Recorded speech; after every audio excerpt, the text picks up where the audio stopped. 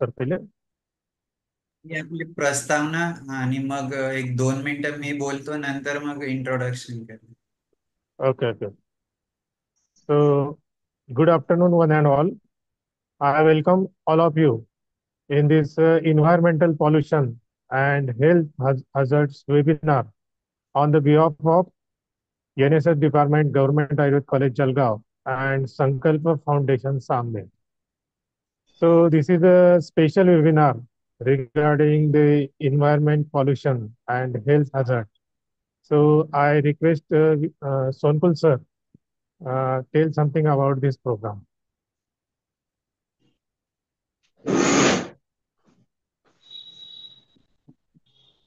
नमस्कार, good afternoon to all. आज हम यहाँ पर डॉक्टर रविंद्र वोरा सर इनको सुनना है, जो कि पेडियाट्रिक में उनका एमएस, और वो ये तो उनका प्रोफेशन हुआ, लेकिन हम एज अ जल बिरादरी, मैं जल बिरादरी में भी काम करता हूँ, जैसे मैं सागर मित्र में काम करता हूँ।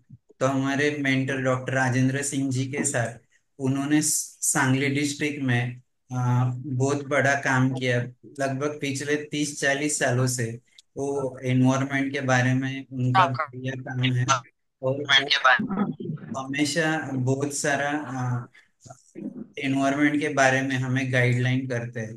तो मैं ज्यादा समय न लेते हुए एक 2 मिनट में हमारे एनजीओ के बारे में यहाँ पर एक वीडियो शेयर करना चाहूंगा। उससे पहले आप सभी का मैं संकल्प फाउंडेशन और गवर्नमेंट आयुर्वेदिक कॉलेज एनएसएस डिपार्टमेंट के तरफ से आप सभी का स्वागत करना चाहूंगा।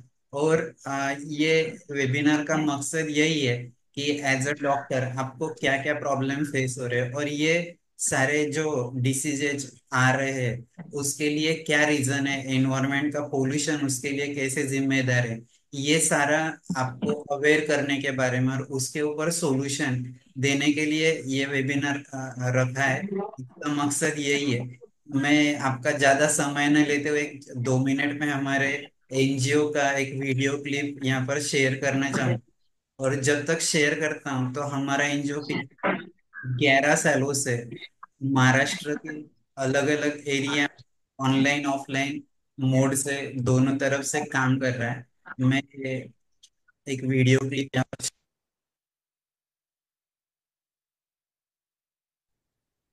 निर्माणों के पावन युग में हम चरित्र निर्माण न भूले, स्वार्थ साधना की आंधी में वसुधा का कल्याण न भूले।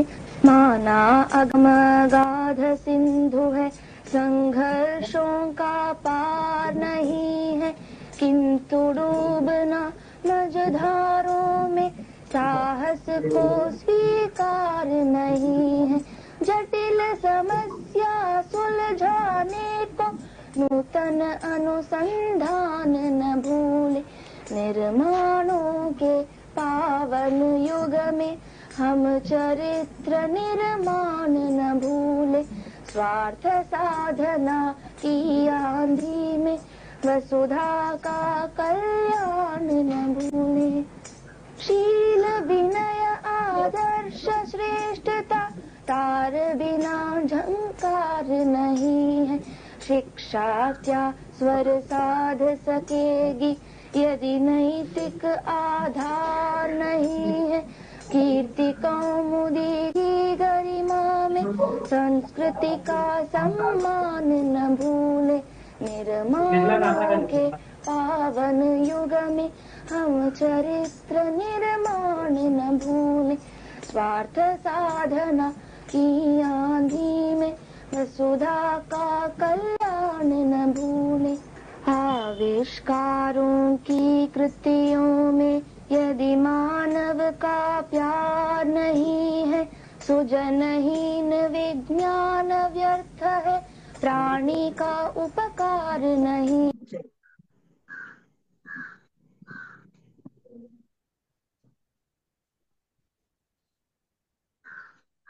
कोरोना समय में जब सारे ऑफलाइन एक्टिविटी बंद थे, हमने ऑनलाइन सीरीज शुरू किया जिसमें हमें महाराष्ट्र के अलग अलग एरिया से जैसे कि रूरल डेवलपमेंट है, इसके साथ कॉम्पिटिटिव एग्जाम, इसके अलावा हमारे जो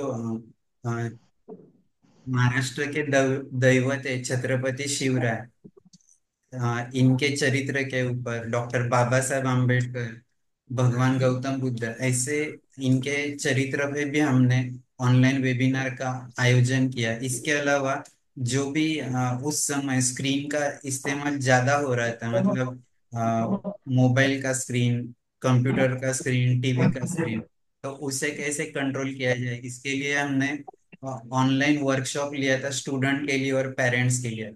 और खेती के अलग अलग टाइप्स जैसे मिलेट्स फार्मिंग है, ऑर्गेनिक फार्मिंग है, इसके भी वेबिनार्स हमने अरेंज किए और पूरे महाराष्ट्र में बहुत सारा हमें रिस्पांस मिला।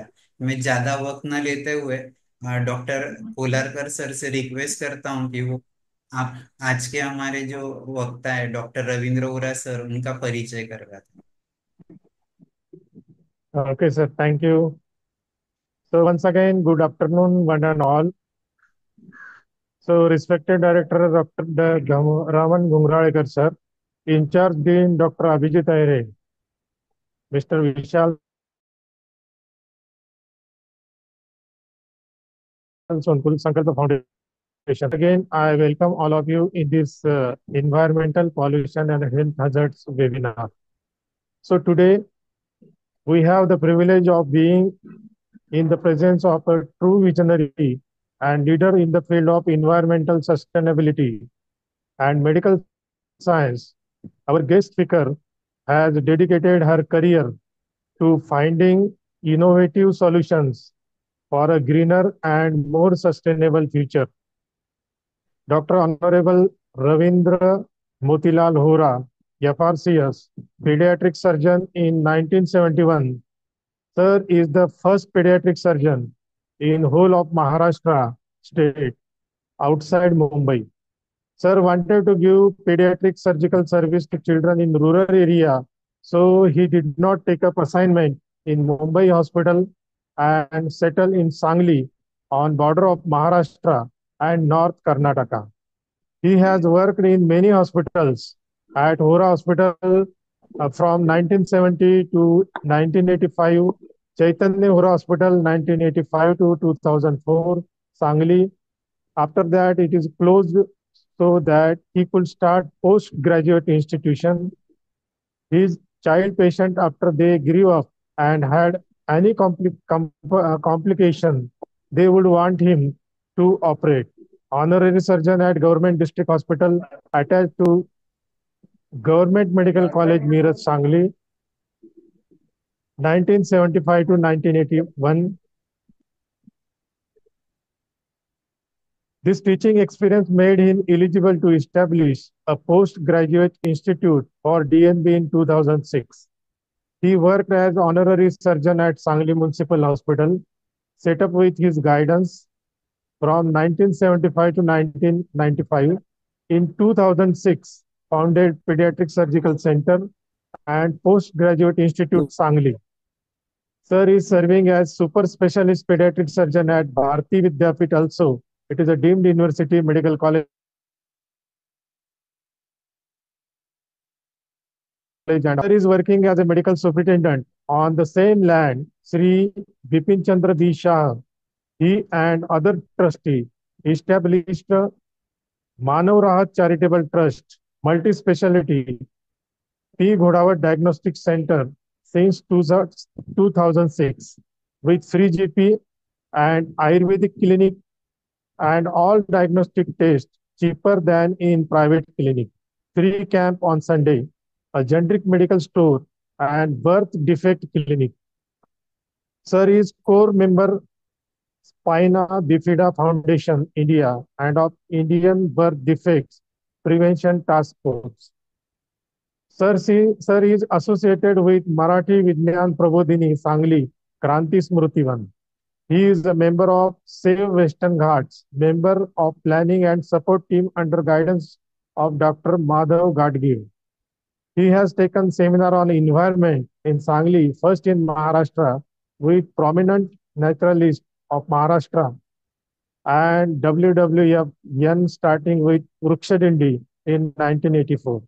He has taken a lot of workshop on syllabus for educational course in nature, environmental science to be run at Institute of Environmental Sciences, energy audit of industry in MIDC.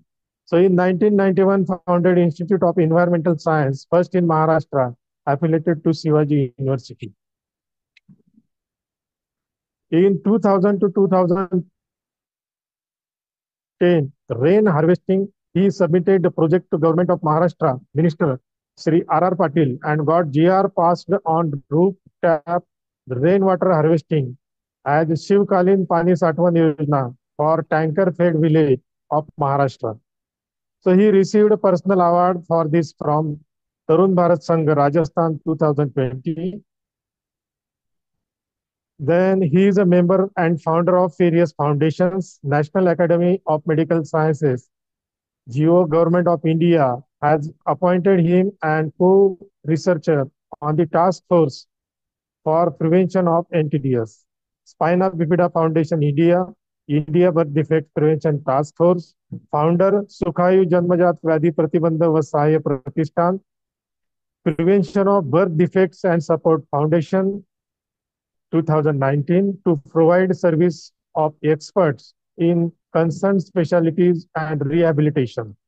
Ex-co-chairman Lancet Commission on Global Surgery, 2014 to 2018, to strengthen surgical and obstetric service to rural population in 18th century.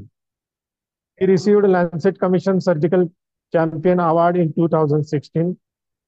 Negotiations with the Health and Medical Education Ministry to extend pediatric surgical services to all districts in India, since 50% of them have no pediatric surgeon. Coordinator campaign on health hazards of environmental degradation and climate crisis, presenting PPT at conferences in course on nature and environment in various colleges.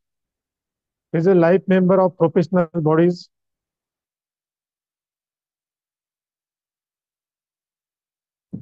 ex-chairman of MCIAPS, research section of IAPS, DAPS, Association of Rural ex-chairman of Surgeon of India and Global Association of Physicians of Indian origin.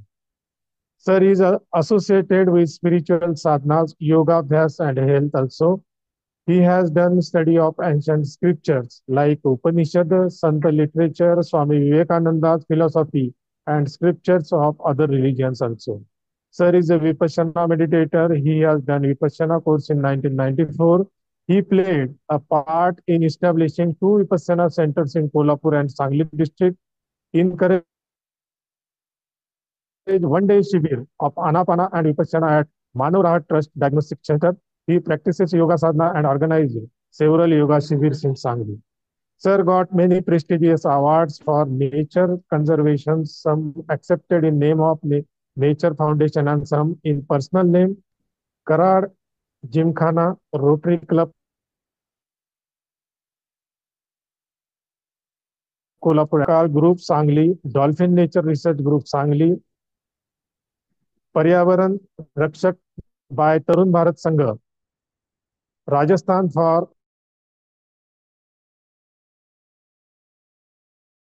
rejuvenation of river Agrani, Sangli Miraj, and Nisarg Sevak Lifetime Achievement Award by Maharashtra Rajya Pakshamitra Sammelan 2023.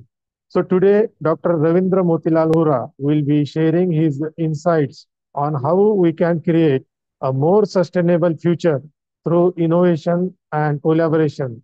Get ready to be inspired, challenged, and empowered to take action. So please join me in giving a warm welcome to the exceptional speaker, Dr. Ravindra Motilal Hora. Thank you very much. So this was the brief introduction of Dr. Motilal Hora. So actually the resume is very big. I sorted it and presented it in a stipulated time. Thank you, sir.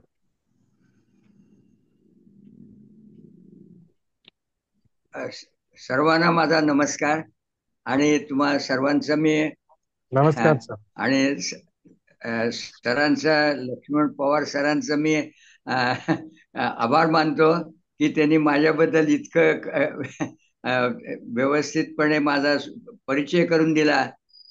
खरं म्हणजे याची काही आवश्यकता नव्हती, पण थोडक्यात सांगितलेलं आहे.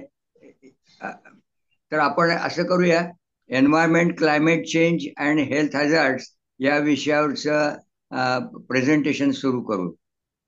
तर इथं जरी मी लिहिलं असलं की माझ्या environment, climate change and health hazards, basically environment मध्ये जे पोल्युशन होतं त्याला धरून आपण काय काय त्यामुळे आपल्या शरीरावरती परिणाम होतात, कोणते आजार होतात, कोणत्या वयामध्ये होतात आणि त्याची कारणं काय आहेत हे आपण पाहणार आहोत.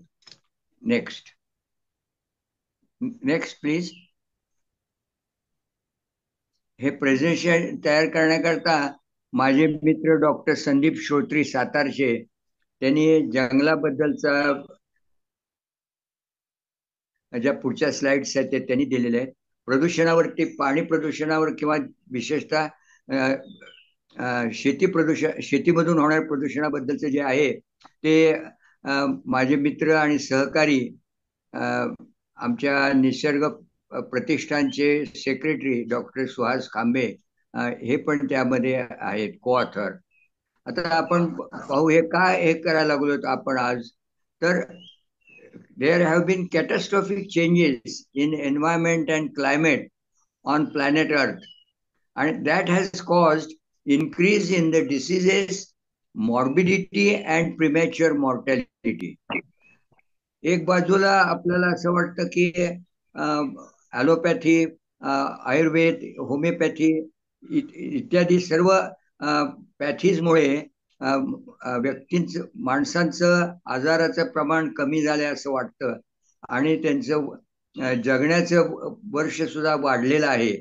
हे जरी खरं असलं तरी सुद्धा त्यांना होणारे जे आजार आहेत त्यामुळं त्यांना मॉर्बिडिटी येते, प्रिमॅच्युअर मॉर्टॅलिटी येते. आणि हे सगळं आपण आपल्या हातावरती, आपल्या अंगावरती ओढून घेतलेलं आहे. म्हणजे जे प्रदूषण आपण करतो त्यामुळेच हे होत आहे. तर आपल्याला याच्यामुळं केवळ शारीरिक तोटे होतात एवढंच नव्हे, तर आपल्या देशातील ज्या हेल्थ सिस्टीम्स आहेत, हेल्थ केअर सिस्टीम्स, त्यांचा या प्रत्येक माणसी होणारा खर्चाचं प्रमाण सुद्धा फार वाढलेलं आहे.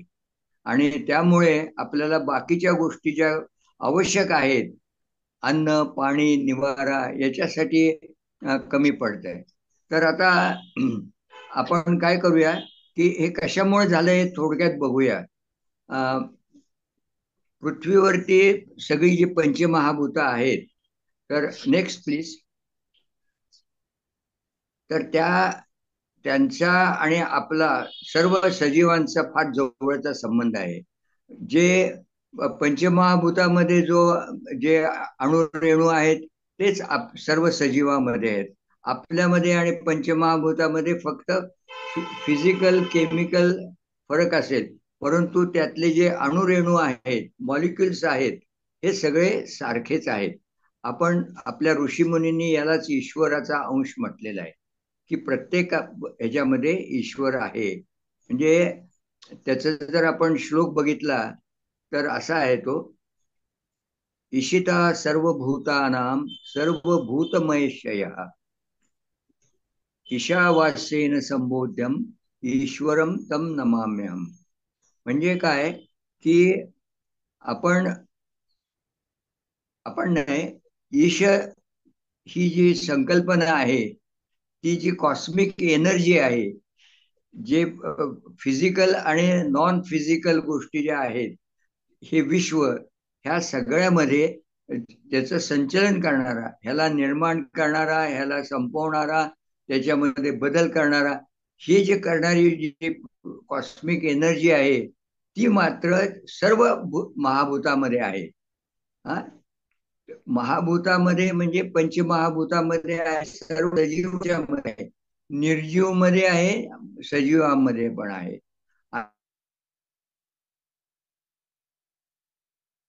आणि आपण ईश्वर म्हणून नमस्कार करतो. ईश्वरम ईशावास्य ईशावास्याला जे आहे, ईशावास्य म्हणजे त्यांनी केलेलं हे संचलन, त्याचे जे कार्य हे जे आहे त्यालाच आपण ईश्वर म्हणून प्रणाम करतो. आता इतक्या सगळ्या गोष्टी असताना सुद्धा आपण पृथ्वीचा जर इतिहास पाहिला तर 420 कोटी वर्षापूर्वी सूर्यापासून आपला ग्रह निर्माण झाला. त्यानंतर ती तप्त होती, तिच्यावरती पाणी नव्हतं, वातावरण नव्हतं, हे सगळं निर्माण व्हायला साधारणतः 40 कोटी वर्ष लागली. आणि 380 कोटी वर्षापूर्वी ज्या वेळेला तिथे पाणी निर्माण झालं होतं पृथ्वीवरती, त्या पाण्यामध्ये अतिशय खोल पाण्यामध्ये जिथे सूर्यप्रकाश जाऊ शकत नव्हता, जिथे ऑक्सिजन जाऊ शकत नव्हता, अशा ठिकाणी निरनिराळे मॉलिक्युल्स, तुम्हाला माहिती आहे आता आपण मेडिकलमध्ये बघतो आपल्या पेशीमध्ये मॉलिक्युल्स आहेत, त्यामुळं निर्णय झालेले आहे. नंतर त्यापासून निर्माण झाले DNA आहे, RNA आहे, निरनिराळे मॉलिक्युल आहेत, ते प्रत्येक कार्य करण्याची पद्धत निराळी आहे. ह्या सगळ्याचा मिळून एक सेल तयार होतो, म्हणजे एक पेशीय जीव तयार होतो. असे एक पेशीय जीव 380 कोटी वर्षापूर्वी पृथ्वीवरील समुद्राच्या तळाशी निर्माण झाले. आणि आश्चर्याची गोष्ट अशी आहे की त्याच्यापासून उत्क्रांती होत होत निरनिराळे सजीव निर्माण झाले. मी इथं सजीव म्हणतो म्हणजे याच्यामध्ये फ्लोरा पण आला आणि फॉना पण आला, म्हणजे वनसृष्टी आली आणि प्राणीसृष्टी आली. तर ह्या मध्ये असताना एकच सेकंद, मी माझे हे ह्याला लावतो.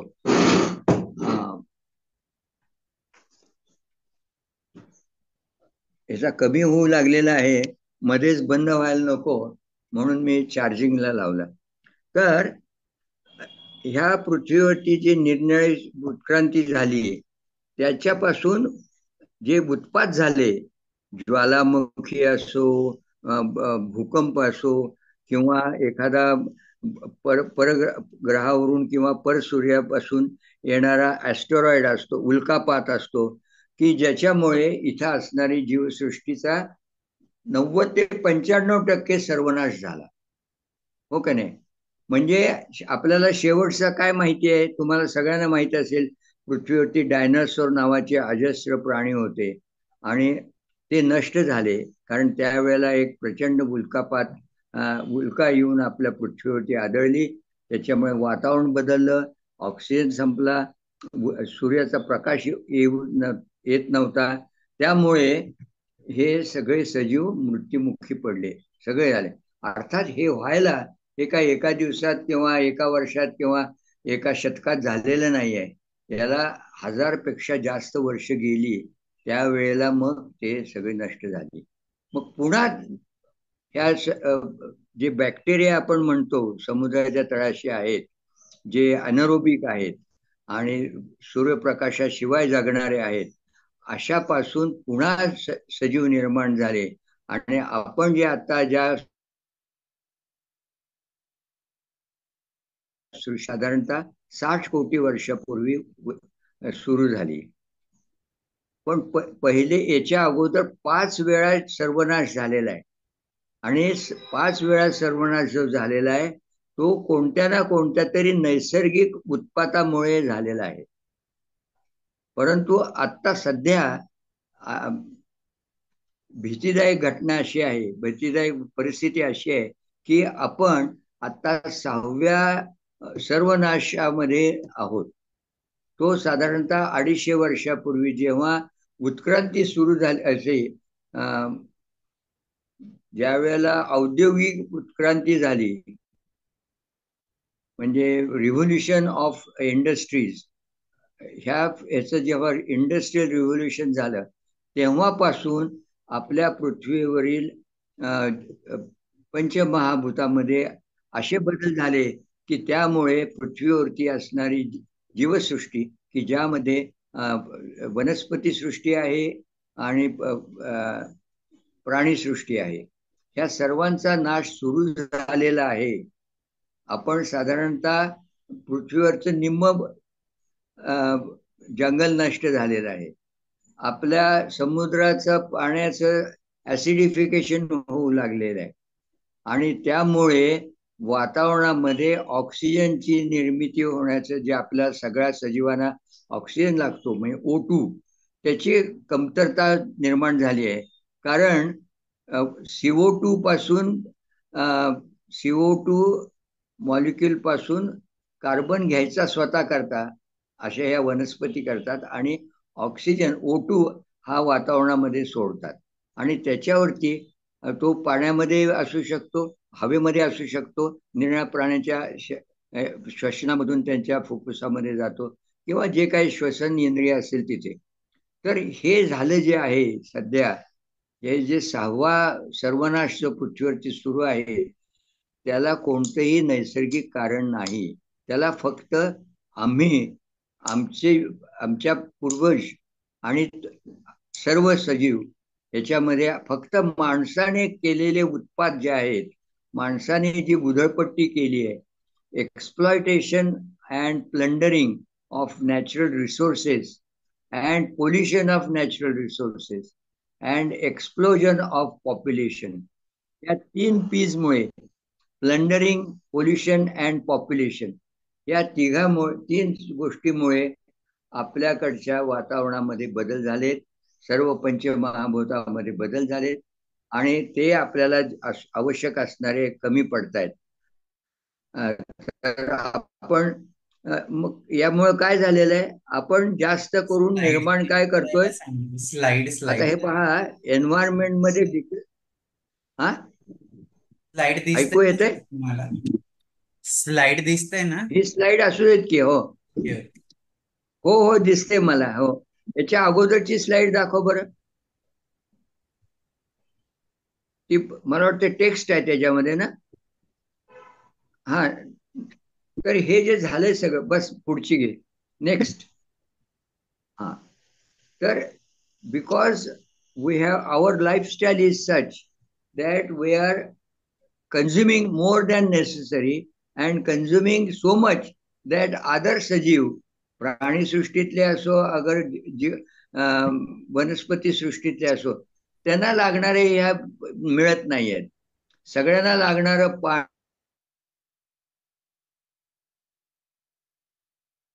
पाणी या गोष्टीच्या लागतात आणि अन्न हे पण कमी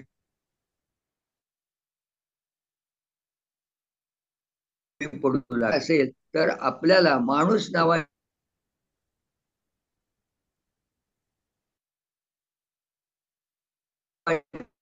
जीवनशैली बदलावी लागते.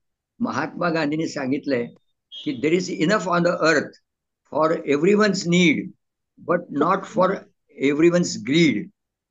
म्हणजे पृथ्वीवरती सर्व सजीवांना त्यांच्या गरजा भागण्यापुरतं आहे, सर्व पंचमहाभूत त्यांच्या सेवेला हजर आहेत, परंतु कुणाच्याही एका प्राण्याच्या किंवा एका जीवाच्या हवेमुळे हाव असते, लालसा असते, त्यामुळे म्हणजे त्याला इंग्लिशमध्ये ग्रीड म्हटलेलं आहे.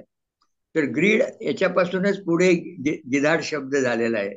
म्हणजे बघा, तर त्यामुळे आपल्याला हे कमी पडू लागलेलं आहे सगळं. आणि याच्यामुळे जे आपण निर्माण करतोय oxygen, CO2, sulphur dioxide, methane इत्यादी, ह्या सर्व वायूंना आपण ग्रीन हाऊस गॅसेस म्हणतो.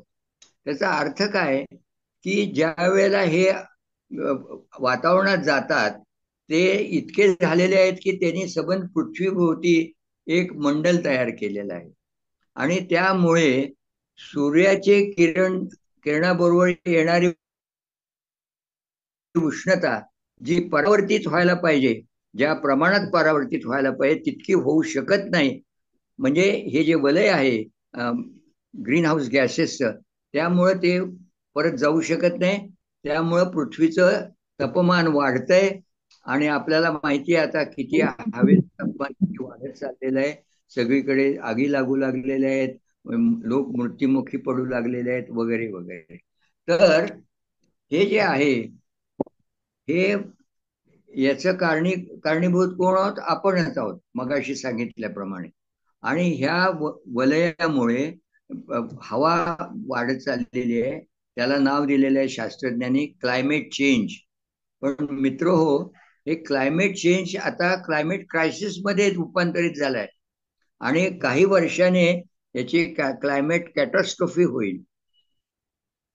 त्यांच्या अनुमानाप्रमाणे अजून एक 5 वर्षामध्ये आपलं ॲव्हरेज टेम्परेचर ऑफ द अर्थ जे आता 1.5 पर्यंत गेलेलं आहे ते 2 डिग्री सेंटीग्रेड असं होईल. तर ते जर झालं तर दोन्ही ध्रुवावरचे जे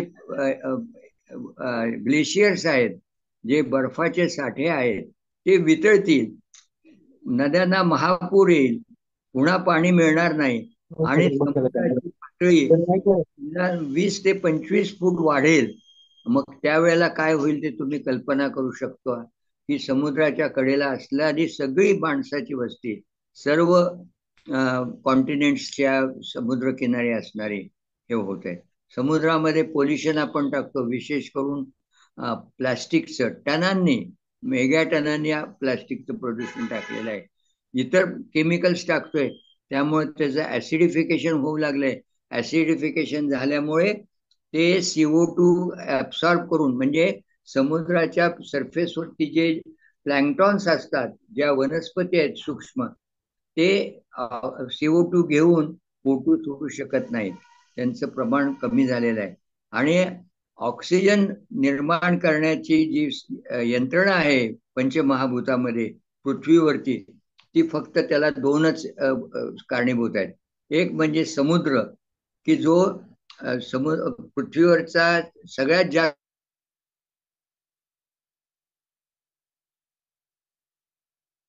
जास्त त्या सोडतो, आणि 1/3 हे सर्व वनस्पती, पृथ्वीवरचे भूमीवरती असणारे वनस्पती ह्या 1/3 ऑक्सिजनची निर्मिती करतात. तर यामुळे, आणि आपण जे पोल्युशन करतोय, आता ही स्लाइड बघा, याच्यामध्ये या सगळ्या गोष्टीचा दुष्परिणाम आपल्या फॅमिलीवरती होतोय.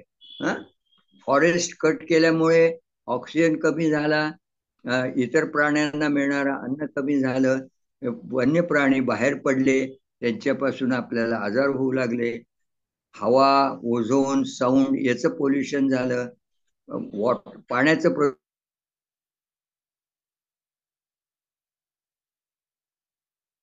प्रदूषण आहे ते कमी झालंय, भूमीचं प्रदूषण झालंय, त्यामुळं जे आपल्या अन्नाचं प्रदूषण झालंय. आणि आता एनर्जी आपण वापरतो ती फॉसाईल फ्युएल्स, म्हणजे पेट्रोल, डिझेल, दगडी कोळसा इत्यादी, त्याच्यापासून ग्रीन हाऊस गॅसेस निर्माण होतात. त्याच्याबद्दल मी आता तुम्हाला सांगितलंच. रेडिएशन, न्यूक्लिअर आपण जे केलेलं आहे, न्यूक्लिअर रिॲक्टर्स आहेत, त्याच्यापासून होणारं आपल्याला आपल्यावरती दुष्परिणाम करतं. इवन एक्सरेज, CT स्कॅन वगैरे याच्यापासून सुद्धा एका प्रमाणापेक्षा जास्त जर एक्सपोजर झालं रेडिएशनचं, तर आपल्यामध्ये कॅन्सर होण्याची शक्यता असते. त्यानंतर क्लायमेट चेंज बद्दल मी बोललोच, त्यामुळे ग्लोबल वॉर्मिंग होतंय, त्याच्यामध्ये असणाऱ्या पोल्युशनमुळे अनेक आजार होतात, ते आपण पाहणार आहोत पुढे. आणि पॉप्युलेशन एक्सप्लोजन झालं. लक्षात घ्या, ज्या भारताला सुवर्णभूमी म्हणत होते, की याच्यामध्ये सर्व सुबत्ता होती, ती ह्या संबंध भारत भूमीवरती लोक किती राहत होते, ते स्वातंत्र्य मिळालं त्यावेळेला फक्त 40 कोटी होते, आणि आता किती झालेत? 140 कोटी. मग ही 100 कोटीची जी वाढ झाली आहे, त्यांना भारतभूमी तर तेवढीच आहे, त्याच्यामध्ये असणारं पाणी तेवढंच आहे, हवा तशीच आहे, त्यामधला ऑक्सिजन तेवढाच राहणार आहे. आणि हे सगळं जे आहे हे कसं पुरणार आपल्याला? आणि त्याच्यावरती म्हणजे आपण पोल्युशन करतो, पाहिजे तेवढे त्याच्यापेक्षा जास्त वापरतोय. ही आपली लाईफस्टाईल झाली आहे. तर हे ज्या गोष्टी जीवनाला आवश्यक नाहीत त्या गोष्टीसाठी आता कितीतरी कारखाने आहेत, त्यासाठी कितीतरी जाहिरातबाजी होते आणि आपण आपल्या सुखासाठी म्हणजे त्याच्या ज्या कल्पना आपल्या बदललेल्या आहेत सुखाच्या, त्यामुळे आपण त्यांचा उपभोग घेण्यामध्ये हे निर्माण करतोय, ग्रीन हाऊस गॅसेस निर्माण करतोय, पाणी प्रदूषित करतोय, इत्यादी इत्यादी. नेक्स्ट, आपण प्रत्येक फॅक्टरचं बघूया, पण मी तुम्हाला हे का सांगितलं की हे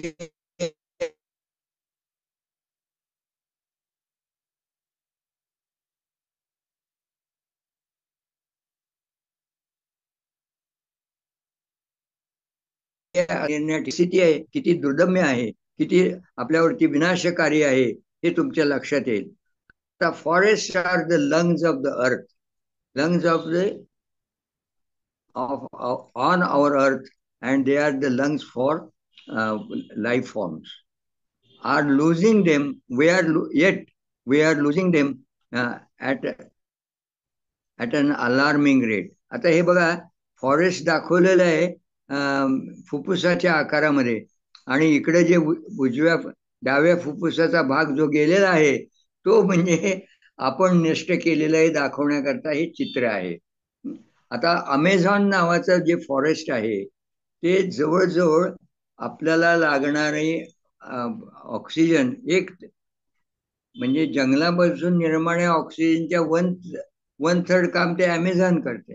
त्याच्यामध्ये पाणी आहे, त्याच्यामध्ये इतकी वनश्री आहे की सबंध जगातला भूभागावरच्या याच्यातला मोठा भाग त्या अमेझॉन जंगलातला आहे. परंतु आता आपल्या चेंज ऑफ लाईफस्टाईलमुळे कॉफी चहा याचे मळे करण्याकरता किंवा रबराचे मळे करण्याकरता तिथलं 1/3 जंगल तोडण्याची सुरुवात झालेली आहे. त्यामुळे किती फरक पडेल बघा बरं वातावरणामध्ये. आणि त्याचा दुसरा उपयोग, नेक्स्ट प्लीज. आता आपण आपल्या आजारांकडे येऊ. आता हे जे आहेत 300 infectious diseases have emerged in the past 70 years due to developmental activities. म्हणजे आपण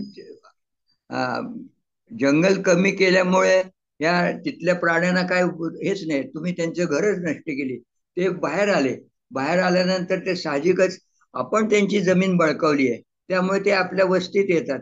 त्यांना जे मित्र जंतू आहेत, व्हायरस आहेत, ते त्यांच्याकडून आपल्याकडच्या प्राण्यांना पाळलेल्या प्राण्याच्याकडे येतात किंवा डायरेक्ट आपल्याकडे येतात एखाद्या वेक्टर मधून. उदाहरणार्थ डासाकडून आपल्याला मलेरिया येतो, इतर काही याच्यामुळे आता येऊन जो गेला कोविड येऊन गेला तो वाईल्ड बॅट पासून आला.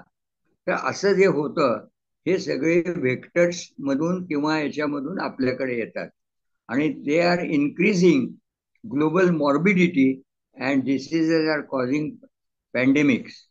आता तुम्हाला माहिती आहे की आपल्याला केवढी मोठी पॅन्डेमिक येऊन गेली की जी जगभर होती, सगळ्या देशात होती कोविडची. आणि world wide yearly incidents is 2.5 billion people fall sick because of this. Mortality is 2.7 million per year. Next please. आता याच्यापासून diseases out of jungle because humans destroy jungles. They were confined to wildlife, but now they are attacking human beings. 300 infectious diseases have emerged in the last 70 years. Virus आणि त्यांचे hectares ते mutate होतात, दे adapt to humans, आणि त्यामुळे global mobility with increasing global mobility या देशातून त्या देशात हे जातात आजार आणि पॅन्डेमिक्स होतात. उदाहरणार्थ म्हणजे HIV, चिकनगुनिया, जॅपनीज एन्सेफलायटिस, हे असे रोग हे आपल्याला निरनिराळ्या देशातून आपल्याकडे आलेले आहेत, आपल्याकडून त्यांच्याकडे जातात.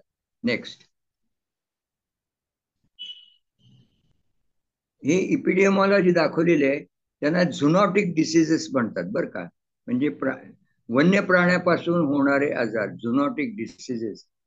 For example malaria, yellow fever, encephalitis, HIV, swine flu, chikungunya, dengue, rabies and COVID, अशा अनेक आहेत. हे अशा तऱ्हेने ते आपल्याकडे काही डायरेक्ट येतात, काही दुसऱ्या वेक्टर मधून येतात. वेक्टर म्हणजे काही प्राणी असतात, त्या प्राण्याच्या पासून आपल्याला होतात, किंवा डासासारखा वेक्टर असतो. नेक्स्ट.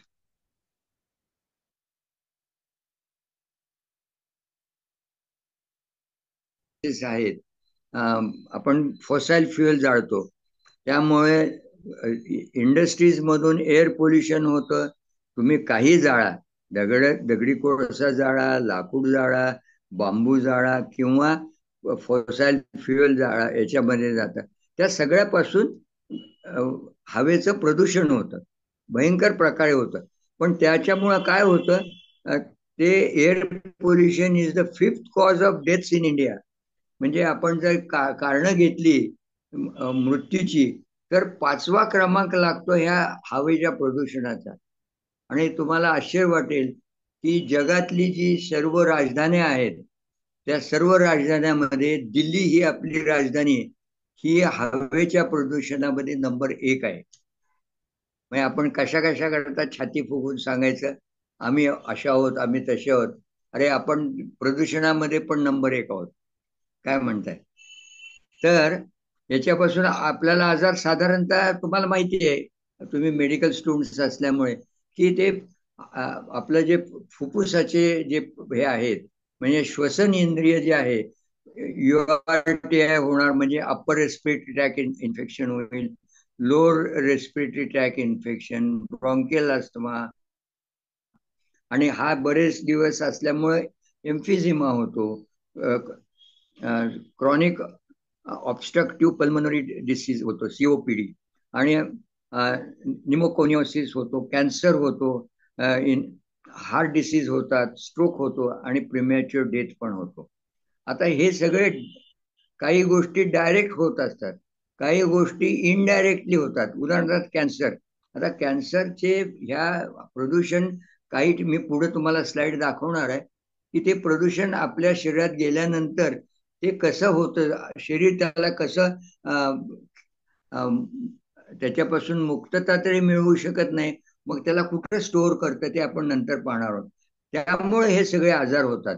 आणि बघा, 6,20,000 प्रीमॅच्युअर डेथ्स पर इयर होतात. नेक्स्ट. आता मगाशी बघितलं आपण, ते आउटडोअर पोल्युशन होतं. आता इनडोअर पोल्युशनचं बघा. आता हे गरीब लोकांना याशिवाय पर्याय नाही, चुलीशिवाय. चुलीमध्ये लाकूड जाळतात, त्याच्यापासून धूर होतो. आणि ती जर झोपडीत राहणारी बाई असेल, किंवा एखाद्या लहान घराच्या खोलीमध्ये स्वयंपाक करत असेल, तर ती दिवसभरामध्ये जेवढं धूर तिच्या छातीमध्ये जातो, तेवढा एखादा स्मोकर असतो, त्याला आपण व्यसन म्हणतो, आणि तो त्याच्या लाईफस्टाईलचा भाग आहे, म्हणून तो सिगारेट स्मोकिंग करत असतो. 20-20 पाकिट सिगारेट ओढणाऱ्याचं जेवढं छातीमध्ये गॅस जात असेल, हे जात असेल धूर, तेवढा त्या बाईच्या एका दिवसामध्ये जातो. तिला पर्याय नाही, ते काय त्याच्यापासून तिला सुख मिळत नाही, तिच्या जीवनशैलीचा भाग नाही. आणि इकडे आता बघा, हे आधुनिक याच्यामध्ये सगळे फवारे निघाले, सुवासिक फवारे, बॉडी स्प्रेज, हेअर स्प्रेज, काय पाहिजे ते स्प्रेज आहेत. परंतु त्या स्प्रेज मध्ये असणारी जी रसायनं आहेत, ती आपल्याला धोकादायक आहेत, ती आपल्यावरती परिणाम करतात. 40% of global population is expose to household air pollution. आता हे जे हाऊसहोल्ड पोल्युशन आहे चुलीचं, ते तिच्यावरती तिला पर्याय नाही, जगण्यासाठी अन्न शिजवलं पाहिजे, ते खाल्लं पाहिजे. परंतु हे जे आहे उजव्या बाजूला इंडोर पोल्युशन आहे, किंवा आपण मगाशी आपल्या गाड्यातून, स्कूटरमधून बाहेर येणारा धूर बघितला, तर इंडस्ट्रीज म्हणून निघणारा धूर बघितला, तर ते हे सगळं हे आउटडोर पोल्युशन आहे. 60% Indians are subjected to your pollution. Next please. तर आता याच्यापासून होणार तुमच्या आजार लक्षात आले, हो की नाही?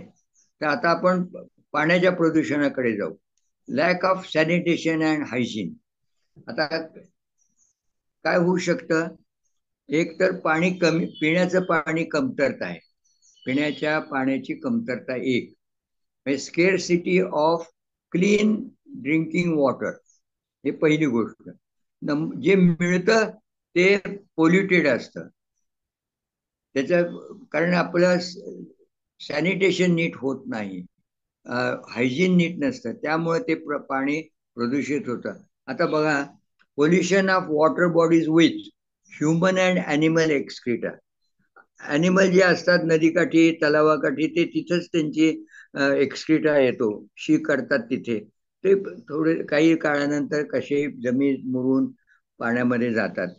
केमिकल्स आपल्या माणसांना सुद्धा आपण जे हे करतो, संडास जरी असले तरी मोठ्या शहरामध्ये किंवा लहान खेड्यामध्ये ते ड्रेनेज वाटे, गटारी वाटे तिच्या जवळपास असणाऱ्या पाण्याच्या प्रवाहामध्ये जातात. म्हणजे त्याला म्हणतात बॅड सॅनिटेशन. तर ते तिथं मात्र गेल्यामुळे त्या पाण्याचं प्रदूषण होतं. आणि त्याच्यावरती निराकरण करण्याकरता जे आपण आपल्याकडे पद्धती आहेत त्या आपण आपल्या काही शास्त्रज्ञांनी निर्माण केल्या. त्याच्यासाठी जास्त इलेक्ट्रिसिटी लागते, त्यासाठी जास्त मेकॅनिकल पॉवर लागते, आणि ती बिघडली, वीज पुरवठा बंद पडला की ते पाण्याचं प्रदूषण जे आहे त्याचं निराकरण करण्याचं बंद होतं.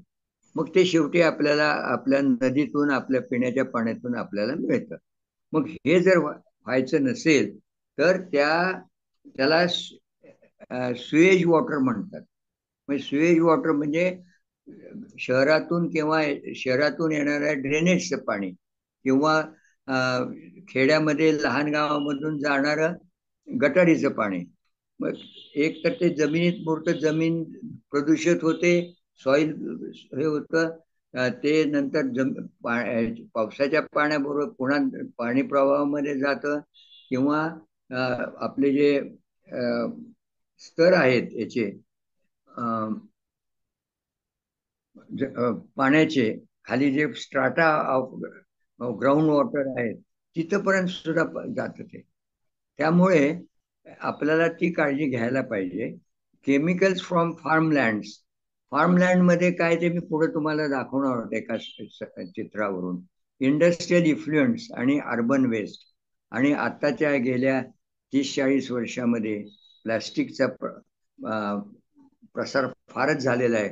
आपल्या जीवनामध्ये प्रत्येक ठिकाणी प्लॅस्टिक हे येतच आहे. तर त्यामुळं हे चित्रामध्ये दाखवले, समुद्राच्या काठी किती साठलेलं आहे, आणि शेवटी समुद्रामध्ये जातं, आणि समुद्रामध्ये तिथले प्राणी ते खातात आणि प्राणी मरतात. जे सूक्ष्म प्राणी आहेत त्यांच्यामध्ये सुद्धा त्या पाण्यातून याचे नॅनो पार्टिकल्स जातात. नेक्स्ट. आता हे वॉटर पोल्युशनने काय काय होतं? कॉन्टॅमिनेशन बाय ऑर्गॅनिक मॅटर आणि इनऑर्गॅनिक मॅटर असं आपण धरूया. तर आता ऑर्गॅनिक मॅटरमध्ये human animal excreta, remains of dead animals, birds and fish. आता पाण्याचं प्रदूषण नदीचं झाल्यामुळे आमच्याकडे त्या कृष्णेच्या पाण्यावरती कित्येक वेळा, वर्षातून 2-3 वेळा तरी बघायला मिळतं, मासे सगळे मेलेले तरंगत असतात आणि जातात. तसंच काही प्राणी तिथंच मेलेले असतात काठावरती, तर ते पाण्यामध्ये मिसळतात, त्यांच्याकडून ऑर्गॅनिझम जातात, पॅथोजन्स म्हणतो आपण त्याला. नंतर स्लो फ्लो कशामुळे होतं की त्याच्यामध्ये आपण कडेची माती ढासळलेली आहे, किनारे फुटलेले आहेत, किंवा आपण त्याच्यामध्ये स्लो फ्लोचं कारण म्हणजे प्लॅस्टिकचं पोल्युशन किंवा इतर पोल्युशन. त्यामुळे ते सगळं अडकतं आणि पुढे जाऊ शकत नाही. मग तिथे पाण वनस्पती विशेषतः म्हणजे हायसिन, वॉटर हायसिन येतं. त्यामुळे मग पुन्हा पाण्याचा वेग प्रवाह कमी होतो. पाणी प्रवाही असेल तरच त्याच्यामध्ये नैसर्गिक सुप्त शक्ती असते त्याच्यात आलेलं प्रदूषण निराकरण करण्याचं. परंतु त्याला एक मर्यादा आहे. त्या मर्यादेच्या बाहेर जर आपण त्याच्यामध्ये तरी ते पाणी वाहत असलं तरी सुद्धा ते विषारीच राहतं. आता डिसीजेस कुठले होऊ शकतात? बॅक्टेरियामुळे होतात, व्हायरसमुळे होतात किंवा पॅरासाइट्समुळे होतात. आता डायरेक्ट होणारे कुठले आहेत रोग? त्यामध्ये सुद्धा स्पोरॅडिक, इपिडेमिक आणि एंडेमिक असतात. म्हणजे स्पोरॅडिक कधीतरी या गावाच्या ह्याच्यात इन्फेक्टिव्ह हिपॅटायटिसचे कावीळ होते, कधीतरी होतं. सांगलीमध्ये पण बऱ्याच वेळा होतं, पण ते स्पोरॅडिक आहे. पण त्यापेक्षा पाणी, कृष्णेचं पाणी इतकं प्रदूषित झालं 74 मध्ये की त्याच्यामुळे इथे आमच्याकडे इपिडेमिक आली याची, टायफॉइडची. म्हणजे ती आशिया खंडातली नंबर 2 ची इतकी प्रचंड होती ती. त्याच्यामध्ये कितीतरी लोक मृत्युमुखी पडले, कित्येक लोकांची ऑपरेशन्स करावी लागली, त्यांच्या आजारावरती हे झालं, बऱ्याच गोष्टी होतात. तर आता काय काय होतं ते आपण बघूया. डायरिया, बॅक्टेरियल आणि ॲमिबिक, टायफॉइड, पॅराटायफॉइड, इन्फेक्टिव्ह हिपॅटायटिस आहे ते व्हायरल आहे, एन्सेफलायटिस व्हायरल आहे, लेप्टोस्पायरोसिस इन फ्लड वॉटर्स हे याच्यामुळे आहे, पॅरासिटिक आहे. रिंगवर्म म्हणजे पायामधून जाऊन तो हे करतो ते रिंगवर्म आहे, ते पुन्हा पाण्यापासून येतात, तो पॅरासाइट झाला. Indirect or delayed. नेक्स्ट, मग ते काही वेळेला डायरेक्ट होतो पण काही वेळेला इनडायरेक्ट होतो. आता ते बघूया आपण इनडायरेक्ट कसं होतात ते. याच्यामुळे होणारे आजार हे सगळ्या वयाला, तो लहान असो, मोठा असो किंवा म्हातारा असो, सगळ्यांना होऊ शकतात. म्हणजे त्याला जास्त करून GI इन्फेक्शन्स अँड इपिडेमिक्स आपण म्हटलेलं आहे. पण ते जर 5 वर्षाच्या खालच्या मुलांना झाले, त्यांना वरचेवर होतात. मुलांना हागवण लागते, उलट्या होतात, औषध दिलं जातं, बरे होतात, पुन्हा काही महिन्यांनी वर्षांनी होतं. काहीतरी खाल्लं जातं पोरांच्याकडून, जमिनीवर पडलेलं अमुक तमुक, तर ते झालं तर बरी होतात मुलं. परंतु त्यांचं त्यामुळं माल न्यूट्रिशन होतं. त्यांना जेवढं पोषण व्हायला पाहिजे, जेवढी शरीराची वाढ व्हायला पाहिजे, मेंदूची वाढ व्हायला पाहिजे, ती होत नाही. त्यामुळे त्याला आपण म्हणतो स्टंटेड ग्रोथ, माल न्यूट्रिशन अँड स्टंटेड ग्रोथ. पण याच्यामुळे हे जर लहान मुलांना झालं 5 वर्षाच्या आत, तर त्यावेळेला तर ते आजारी असतातच, पण त्यातून बरे झाले, मोठे झाले तरी पुढे त्यांना त्यांची ससेप्टिबिलिटी टू अदर डिसीजेस असते. त्यांच्यामध्ये विशेषतः मेटाबॉलिक सिंड्रोम्स होतात, डायबिटीस सारखा, क्रॉनिक लंग डिसीजेस, ऑस्टिओपोरोसिस म्हणजे आपली हाडं ठिसूळ होणं, आणि मेंटल इलनेसेस. बऱ्याचशा सायकॅट्रिक आजारांना प्रदूषण हे कारणीभूत आहे बरं का, लक्षात ठेवा. ते म्हणजे जेनेटिक आहे, परंतु त्याचबरोबर माणसाच्या परिस्थितीमुळे त्याच्या मनावरती झालेले, आपण असं धरूया की दुःखी आहे, सगळं नष्ट झालंय, घर नाही, अमुक नाही, त्यामुळे मनावरती, डोक्यावरती परिणाम होऊ शकतो. त्याचप्रमाणे प्रदूषण तुमच्या शरीरात गेलं, त्याचा परिणाम मेंदूवरती होतो आणि बरेचसे सायकॅट्रिक डिसीजेस होतात त्यांना. Next please. आपण पहा, लक्षात घ्या तुम्ही, आपण किती सिस्टीमचे आजार बघत आलेलो आहोत. आता आपण पुढे जाऊन गर्भावरती पण होणारे आजार बघणार आहोत.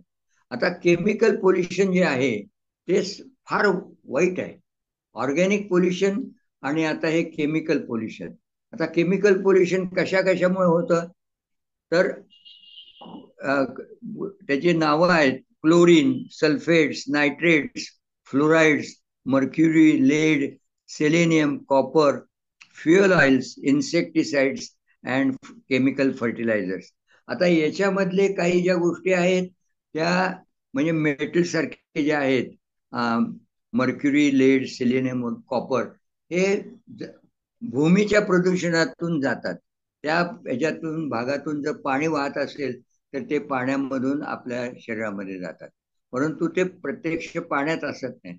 पण त्याशिवाय जे बाकीचे आहेत ते पाण्यात मिसळतात, हवेतून मिसळतात, किंवा फर्टिलायझर्स आणि इन्सेक्टिसाइड्स हे जे आहेत ते शेतकऱ्यांनी शेतातल्या पिकासाठी जरी दिलेले असले तरी त्यातला फक्त 1 ते 2% ते केमिकल त्या पेस्टिसाइड म्हणून त्या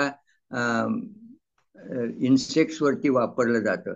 बाकीचं फवारणीतलं 90% हवेत किंवा त्या धान्यावरती किंवा जमिनीवरती जातं, पाण्यावरती जातं. आणि जमिनीतलं जे जातं ते तिथं त्याला ग्राउंड वॉटर नाही, सॉरी, ते पाणी जमिनीच्या आतून ते रन ऑफ वॉटर म्हणतात त्याला इंग्लिशमध्ये. रन ऑफ वॉटर मधून ते हळूहळू कुठेतरी प्रवाहामध्ये जातं, नाल्यात जातं, ओढ्यात जातं, तलावात जातं, किंवा तिथून पुढे नदीला जातं. मग असं ही क्रिया आहे, आपण पुढच्या स्लाइडमध्ये बघणार आहोत. त्याच्यामुळे काय काय होतं, एक तर नाही ही नको इतक्यात, आपण आजार बघूया. हा, आजार काय होतात, इनफर्टिलिटी म्हणजे वेंधत्व येतं, स्त्रीला येतं किंवा पुरुषाला येतं. जेनेटिक डिफेक्ट्स म्हणजे मुलं बाळ जे आहे ते जन्माला येण्यापूर्वीच गर्भात असतानाच त्याला काही विकृती निर्माण झालेली असते. ते तुम्हाला याच्यामध्ये समजेलच ज्यावेळेला तुम्ही हे शिकाल. ऑब्स्टेटिक्स मध्ये येतं ते, आणि निरनिराळ्या सिस्टीमचे त्यामध्ये दोष होतात. सगळ्यात जास्त किलर जो आहे तो म्हणजे नर्वस सिस्टीमचे जे विकृती असतात, त्याच्यामध्ये मेंदूचे असतात आणि स्पायनल कॉर्डचे असतात, स्पाईनचे असतात, की ज्याच्यामुळे मुलं जन्माला येतात पण त्यांच्यामध्ये ह्या विकृतीमुळे काहीतरी दोष, परमनंट दोष राहिलेला असतो. जसं की दोन्ही पायामध्ये ताकद नाही, पॅरालिसिस झालेला आहे, संडास लघवीवरती कंट्रोल नाही, मेंदूतलं पाणी वाढल्यामुळं मेंदूची कार्यक्षमता कमी झाली आहे, इत्यादी अशा बऱ्याच गोष्टी होतात. तर ते काही वेळेला ते अबॉर्शन होतं. हेच निसर्गाची स्वतःची एक क्रिया आहे. त्याला कळतं की हा गर्भ जन्माला येऊन हा काही स्वतःला सांभाळू शकणार नाही, याला निरनिराळ्या व्याधी होतील, त्या आणि तो जगण्यास लायक नसेल तर तो त्याचा अबॉर्शन म्हणजे पूर्ण दिवस व्हायच्या आतच तो गर्भ बाहेर येतो. त्याला आपण गर्भपात म्हणतो. तर IUGR म्हणजे इंट्रायुटेराईन ग्रोथ रिटार्डेशन. बाळ तयार होतं परंतु त्याला मिळणारं पोषण नसल्यामुळे त्याच्यामध्ये आईकडून येणाऱ्या रक्तामध्ये हे केमिकल्स आहेत, त्याचा परिणाम त्या गर्भावरती होतो, त्याची वाढ होत नाही, म्हणून त्याला ग्रोथ रिटार्डेशन म्हणतात. म्हणजे मग ही मुलं, त्यांना आपण काय म्हणतो, नो बर्थ वेट बेबीज, किंवा प्रिमॅच्युअरली झाल्या तर ते प्रिमॅच्युअर बर्थ म्हणतो. तर ह्या दोन्हीमुळं ते बाळ अतिशय काळजीपूर्वक वाढवावं लागतं. मग त्याला इन्क्युबेटर ठेवावं लागतं, त्याला आर्टिफिशियल फिडिंग द्यावं लागतं, बऱ्याच गोष्टी होतात. मग हे जर सगळं वाचवायचं असेल तर त्याच्या आईने काळजी घ्यायला पाहिजे. एकच तुम्हाला उदाहरण सांगतो की ज्याच्यामध्ये मी सध्या गेले 3-4 वर्ष संशोधन करतोय, की ते म्हणजे मेंदूच्या आणि स्पायनल कॉर्डच्या विकृती ज्या होतात त्या आपल्या अन्नामधून व्हिटॅमिन, फॉलिक ऍसिड आणि B12 हे दोन्ही बी कॉम्प्लेक्सचे घटक आहेत. B12 तर तुम्हाला माहितीच आहे, आणि फॉलिक ऍसिड म्हणजे हे B9 आहे. तर हे ज्या गोष्टी आहेत, ह्या गोष्टी जर आईच्या रक्तामध्ये कमी असतील गर्भधारणा व्हायच्या वेळेला, बरं का, आता सगळ्यांना गर्भधारणा झाल्यानंतर प्रेग्नन्सीमध्ये सगळ्या ह्या गोळ्या दिल्या जातात ॲनिमिया कमी होण्याकरता किंवा रक्ताचं हिमोग्लोबिन वाढण्याकरता, की जेणेकरून गर्भाच्या मेंदूची वाढ चांगली व्हावी. परंतु ही मेंदूची किंवा स्पायनल कॉर्डची विकृती ही जन्माला येण्यापूर्वी म्हणजे गर्भामध्येच, आणि ते सुद्धा त्या आईला आपण प्रेग्नंट आहो हे कळायच्या आधीच होते. म्हणजे पहिल्या 3 आठवड्यामध्ये कन्सेप्शन झालं, ते गॅमिट्स दोन्ही त्यांचं मिलन झालं आणि झायगोट तयार झाला की त्याच्यापासून गर्भ वाढायला सुरुवात झाली की पहिल्या 3 ते 4 आठवड्यामध्ये ही विकृती निर्माण होते. आणि मग ती विकृती नैसर्गिकरित्या त्याचं निराकरण निसर्ग करत नाही गर्भामध्ये. ते बाळ म्हणजे एखादा मेंदू नसेल तर त्याचं ॲबॉर्शन होतं, किंवा त्याला फार मोठं जर मेनिंगोसील असेल, मायलोमेनिंगोसील, तर त्याचं पण ॲबॉर्शन होतं. किंवा आता सध्या आपल्याला हे अँटीनेटल सोनोग्राफीमध्ये कळतं की हा मेजर डिफेक्ट आहे आणि हे बाळ काय चांगलं निपजणार नाही, त्याला बरेच ऑपरेशन्स करावे लागतील. म्हणून मग त्याला मेडिकल टर्मिनेशन ऑफ प्रेग्नन्सी. तर आपण आता किती वाजले, थोडस बरोबर पुढे जाऊया. Agricultural pollutants in air, water, soil and food, याच्यामध्ये काय असतं, chemical fertilisers, insecticide, pesticides, weedicides, antibiotics आणि हार्मोन्स, हे जे प्राण्यांना दिले जातात अँटीबायोटिक्स, हार्मोन दूध जास्त होण्यासाठी, माणसाकडे येतात. Vegetarian, non veg, fruits, processed and pack foods, याच्यामध्ये जास्त हे असतं. नंतर हे आता आपण हे बघूया की कशा तऱ्हेने आपल्याला हे आजार होतात. तर आपल्या शरीरात कोणत्याही कारणाने केमिकल पोल्युटंट जाऊ देत, chemical pollutants in air, water, soil or food, हे आपल्या शरीरात गेल्यानंतर आपल्या इव्होल्युशनमध्ये अशी सोय नाही आहे की हे नवीन केमिकल्स ह्या उत्क्रांतीमध्ये मानवाच्या शरीरामध्ये त्याचं विसर्जन करण्याची, त्याचं निराकरण करण्याची क्षमता, त्याला लागणारे एन्झाईम्स तयार झालेले नाहीत. बाकीचे होतात आणि ते आपल्या मूत्रपिंडातून बाहेर पडतात किंवा शौचवाटे बाहेर पडतात, काही विश्वासावाटे बाहेर पडतात. हे सगळं होऊ शकतं. पण जे नवीन केमिकल्स आहेत, जे आपल्याला आता अजून त्याची करण्याची क्षमता नाही, ते काय होतात, get deposited in cells, specially in fatty organs. आता कसं आहे, फॅट सेल जो आहे त्याला काही काम आहे, त्यासाठीच निसर्गाने निर्माण केलेलं आहे, परंतु त्याला जास्त काम नाही आहे. त्याच्यामध्ये स्टोरेज होतं, आपल्या कॅलरीजचं स्टोरेज होतं, आणि ज्या वेळेला पाहिजे त्यावेळेला त्यातलं कॅलरीज आपल्याला वापरता येतात, मिळतात. तर त्यामध्ये केमिकल्स आलेली सुद्धा शरीर काय करतं, अरे बाबा मी तुझ्या काही करू शकत नाही, निराकरण करू शकत नाही, तुझा त्या फॅटी आईस मध्ये जाऊन बैस. पण फॅटी सेल्स हे काय फक्त आपली जी चरबी आहे कातड्या खालची तेवढ्या पुरते नाही, तिथे असेल तर काही बिघडलं नसतं.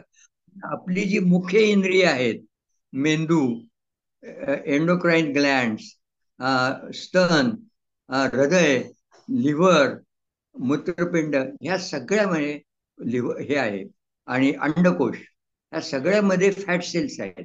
त्यांचं तिथं त्याला काम आहे, मेंदूमध्ये सपोर्ट करायचं आहे, न्यूरॉन्सना आणि त्या डेंड्राइट फायबर्सना सपोर्ट करण्याकरता त्यामध्ये फॅट सेल्स लागतात. तसं प्रत्येक अवयवामध्ये असतात, फक्त जास्त कशात नसतात. आपण जे कॅलरीज वापरतो, स्नायू आपले बोन्स, याच्यामध्ये अगदी थोडं प्रमाण असतं, पण जास्त प्रमाण ह्या असतं.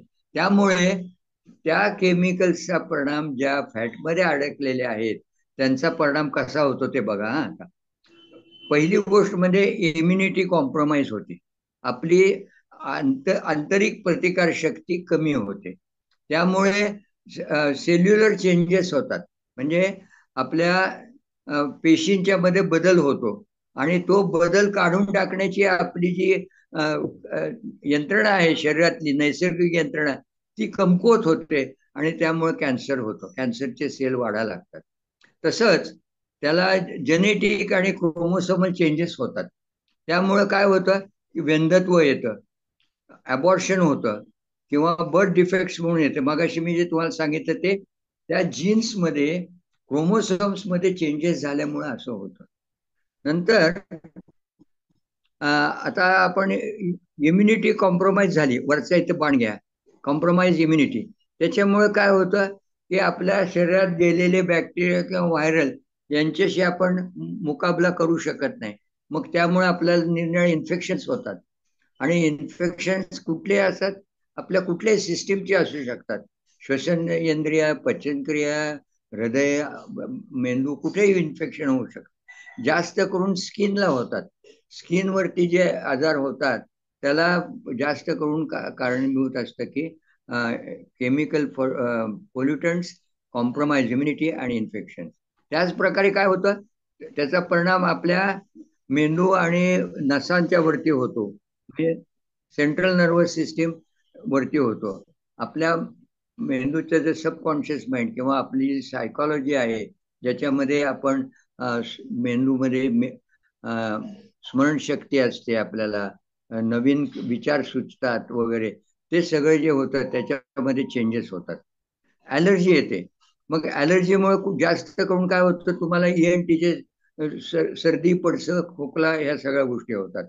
अस्थमा हे तर तुम्हाला सगळ्यांना माहिती आहे. कितीतरी लोकांना धुळीचा असतो, धुराचा असतो, काही खाल्लं की होतं, ते त्यांना चालत नाही, कारण त्यांचं शरीर त्याचं मुकाबला करू शकत नाही. त्यामुळे त्याला त्याची ॲलर्जी येते आणि ती मग अंगावर उठते किंवा दमा होतो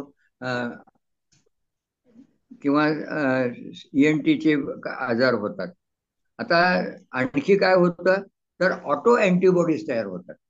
म्हणजे आपल्या शरीरात असणाऱ्या ज्या पेशी आहेत त्यांच्या विरुद्ध हे पोल्युटंट्स आहेत ते काम करून अँटीबॉडीज तयार करतात.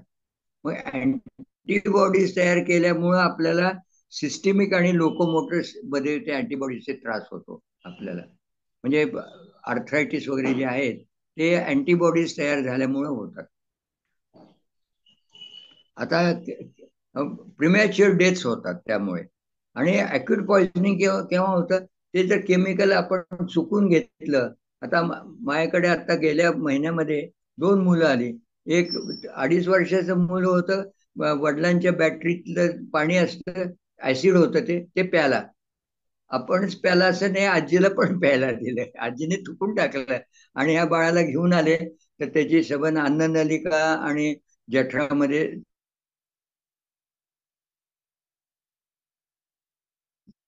चट्टे पडले होते. करता लहान आतड्याला नळी घालून त्यातून अन्न द्यायला पाहिजे हे बरे होईपर्यंत. तर हे असं होतं. किंवा मग मृत्यू होतो, अॅक्यूट पॉइझनिंगने मृत्यू होतो.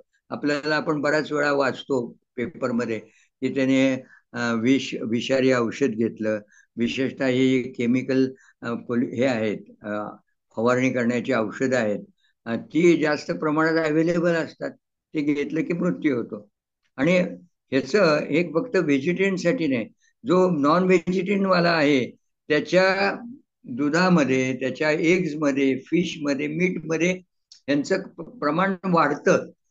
म्हणजे तो जे घेतो त्याच्यातून त्याच्या ह्याच्यामध्ये वाढतं.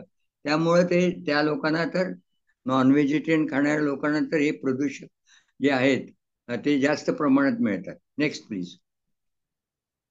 त्याच्या मागची जरा स्लाइड दाखव रे, याच्या मागची स्लाइड.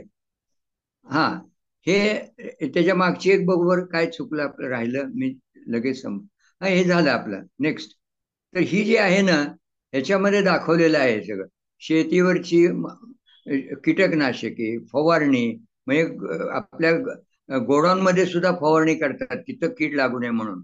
नंतर हे खाली रासायनिक खतं दिलेली असतात, ती सगळी जाऊन हे सगळे आपल्या अन्नामध्ये येतात, दुधामध्ये येतात. त्यानंतर तुम्ही फंगीसाइड्स मारा, काही उपयोग होत नाही. सॉरी, फंगीसाइड्स मारलेले असतात ते पूर्ण अन्नामध्ये येतात. किती वेळा तुम्ही धुतलं, काय केलं, तर ते फळामध्ये, भाज्यामध्ये जे गेलेलं आहे ते त्यातून आपल्या अन्नामध्येच येतं. शिजवल्यानंतर सुद्धा जात नाही. मग हे असं झालेलं आहे. हे गर्भावरती परिणाम करतं, आईच्या दुधातून ते तिला जातं. भारतातल्या जवळजवळ 75% स्टेट्स, म्हणजे स्टेट्समध्ये जे आयाचं दूध तपासलं तर त्यातलं प्रमाण हे जागतिक आरोग्य संघटनेच्या अनुमाना त्यांनी जे दिलेलं आहे इतकं 0.05 असावं, तर त्याच्या जवळ तिप्पट 5पट आपल्या आयांच्या दुधामध्ये ते आहे. आणि हे शेवटी काय होतं, जमिनीतून पाण्यातून मगाशी मी सांगितलं शेवटी नदीला जातं, कारखान्याची मळी तिथून ते येतं ते इकडे जातं. आणि हे सगळं पाणी आपण पिण्यासाठी घेतो. डायरेक्ट पाणी भरतात, जिथे काही ठिकाणी शहरामध्ये त्याला शुद्धीकरण करतात, पण शुद्धीकरण केलं तरी त्याच्यामधलं केमिकल नष्ट होत नाही.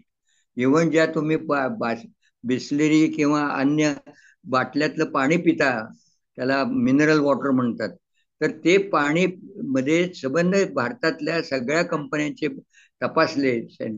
Centre for science and environment दिल्लीची संस्था आहे ती, तर त्यातल्या 30% बाटल्यामध्ये केमिकल प्रदूषण निघालं. कारण ते कुठलं घेणार, ते विहिरीतलं घेतात की जिथलं ग्राउंड वॉटर प्रदूषित झालेलं आहे, नदीतलं घेतात, तळ्यातलं घेतात, शुद्ध करून देतात, पण त्यातलं केमिकल नाहीसं करण्याची क्षमता त्यांच्या यंत्रणेत पण नाही आणि आमच्या कॉर्पोरेशनच्या जलशुद्धीकरण प्लांटमध्ये पण नाही. नेक्स्ट.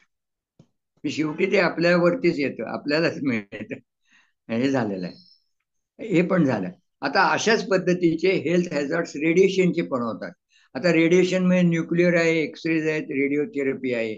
आणि डिसिजेस काय होतात, इट अफेक्ट होल बॉडी.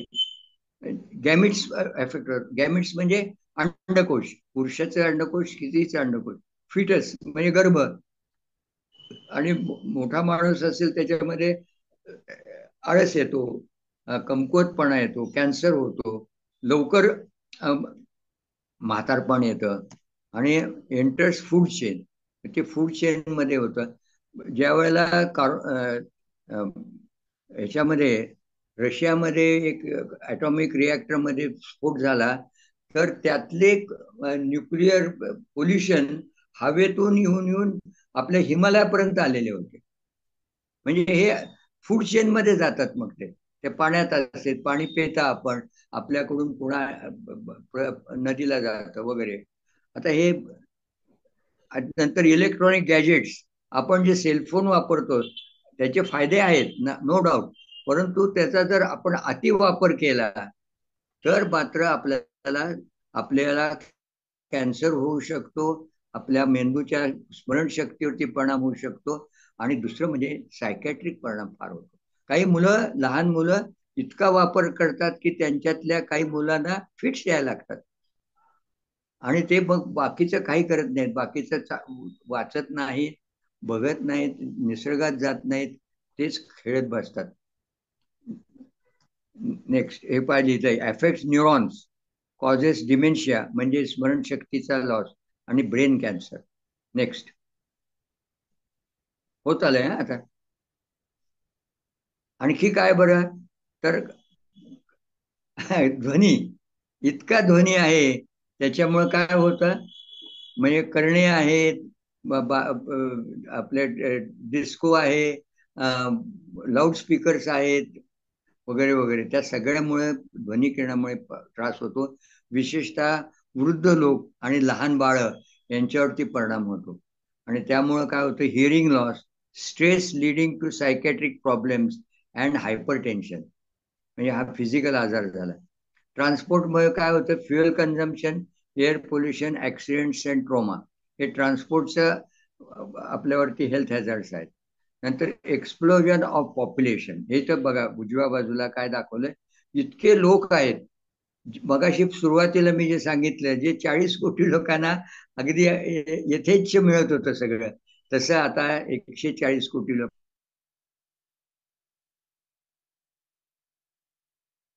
लोकांना मिळणार हे म्हणत होतो आम्ही जेव्हा पर्यावरणात काम करायला लागलो तेव्हापासून आता गेल्या 20 वर्षात त्याचे 140 वरती येऊन थांबलोय आपण. नेक्स्ट. तर त्यासाठी बाकीचं जसं ग्रीन हाऊसेस कमी करण्याकरता आपल्याला एनर्जीचा अल्टरनेटिव्ह एनर्जी वापरायला पाहिजे. प्रदूषणाचं निराकरण जागेवरतीच केलं पाहिजे. प्रदूषण होऊ नये म्हणून काळजी घेतली पाहिजे. कारण प्रदूषण होऊ नये हे सोपं आहे, पण एकदा प्रदूषण झालं की त्याचं निराकरण फार अवघड आहे, खर्चिक आहे. तसं पॉप्युलेशन कंट्रोल हा यावंच लागेल. वन्य प्राण्यांच्या मध्ये, पक्ष्यांच्या मध्ये वगैरे नैसर्गिक कंट्रोल आहे त्यांच्याकडे बरं का.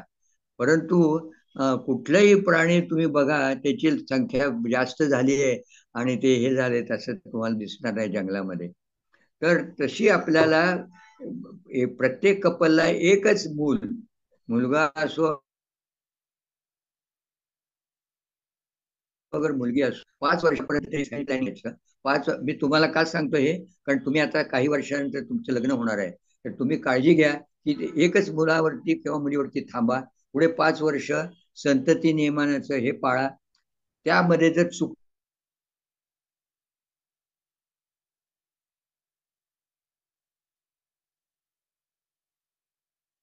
झालं मूल तर दत्तक द्या आणि तुमच्यावरचा हे जे आहे बोजा तोही कमी झाला. तुम्ही पुन्हा त्या नियमामध्ये बसता, एकच मुलं आहे बा मला, झालेलं दुसरं दिलं. 5 वर्षानंतर मात्र नसबंदी करावी लागेल. नसबंदी ही सोपी आहे आणि ती रिव्हर्स पण करता येते सोपं ह्याने. आणि दुसरी गोष्ट म्हणजे समजा जर पहिलं मूल गेलं काही कारणाने, पहिल्या 5 वर्षामध्ये इन्फंट मॉर्टॅलिटी रेट फार जास्त आहे, म्हणून आपण ही काळजी घ्यायची. पहिल्या 5 वर्षामध्ये मूल जगलं तर पुढे जगण्याची हे बाकीचे प्रदूषणामुळे होणाऱ्या आजारापासून वाचलं तर ते पुढं मोठं होऊ शकतं. त्याकरता काळजी करायचं कारण नाही. पण 5 वर्षाच्या आत मूल जाण्याची शक्यता असल्यामुळे दुसरं मूल होण्यासाठी आपण जी साधनं आहेत कुटुंब नियोजनाची ती पाळली पाहिजे. ठीक आहे. आता आपण हे बघूया, क्लायमेट चेंज झाला, ग्लोबल वॉर्मिंग झालं, पॉप्युलेशन डेन्सिटी वाढली. आता मी तेच सांगत होतो. व्हेहिक्युलर कंजेशन झालं, अनेक वाहनं झाली. एकेका घरामध्ये 2 गाड्या, राहणारे लोक 4च, पण 4 वाहनं. अरे काय करतो आपण. त्यामध्ये आमच्यासारखे लोक पण आहेत बरं का. मी हे सांगतोय म्हणून काय मी फार सुधारलोय, माझी लाईफस्टाईल बदलली असं नाही. जे काय करतोय मी बरंचसं, पण तरी सुद्धा एक जी सर्वसाधारण लाईफस्टाईल आहे, जिचा आपल्यावरती पगडा आहे, तो पगडा कमी झाला पाहिजे. आणि be the change you want to see, हे गांधीजींचं दुसरं वाक्य आहे. तुम्हाला जे वाटतंय, मी जे तुम्हाला सांगतोय ते मी स्वतः केलं पाहिजे. मी स्वतः केलं पाहिजे म्हणजे माझ्याकडे ऑर्गॅनिक शेती आहे, माझ्याकडे घराभोवती बाग आहे, तिथे सगळी फळांची झाडं आहेत आणि 5,000चाच प्लॉट आहे बरं का. नंतर रेन वॉटर हार्वेस्टिंग आहे, सोलर इलेक्ट्रिसिटी आहे, सोलर वॉटर हीटर आहे, ग्रे वॉटरचं रिसायकलिंग आहे, ते पाणी पुन्हा ड्रिपने बागेला दिलं जाते. डिकम्पोस्टिंग खड्डा आहे. म्हणजे जेवढं शक्य आहे तेवढं आपण करतोय, पण तरी सुद्धा हे कमी आहे, हे लक्षात घ्या. Infrastructure facilities, energy sector, from coal, fuel and nuclear reactor, या सगळ्यापासून आपल्याला पोल्युशन होते. म्हणजे पोल्युशन होते म्हणजे बहुतेक ते ग्रीन हाऊस गॅसेसमुळे होते किंवा जमीन आणि पाण्याचं होतंय. Burning of waste and fires, green house gases, CO2, SO2, methane, chlorofluorocarbon from power plants वगैरे. इफेक्ट काय होतात त्याचे, एक तर हीट. आता जे आपण सध्या क्लायमेट क्रायसिसमुळे आपल्याला हीट होत आहे, जिथं कधी 35च्या वर जात नव्हतं तिथे आता 45 पर्यंत जायला लागलंय, 40 पर्यंत जायचं तिथे आता 52 पर्यंत गेलोय. म्हणजे अशा तऱ्हेने हे आहे. आणि मगाशी मी तुम्हाला सांगितलं, Delhi has got the maximum air pollution आहे. आणि जगातल्या एन्व्हायरमेंटच्या दृष्टीने नंबर लावले तर आपला नंबर 118 आहे. म्हणजे इतके खाली आहोत आपण. जरी आपला काय म्हणतात त्याला, GDP वाढला असला, आपण बिलियन्स मध्ये गेलो असलो, ट्रिलियन्स मध्ये गेलो असलो, तरी एन्व्हायरमेंटली आपण 118व्या नंबरला आहोत. तर हे होतंय, किंवा दुष्काळ होतात, किंवा महापूर येतात, किंवा सायक्लॉन्स येतात. या सगळ्या गोष्टी केवळ ग्लोबल क्लायमेटमुळे, म्हणजे क्लायमेट चेंज म्हणजे ॲटमॉस्फेरिक हीट, पृथ्वीचं ॲव्हरेज टेम्परेचर वाढलंय. नेक्स्ट.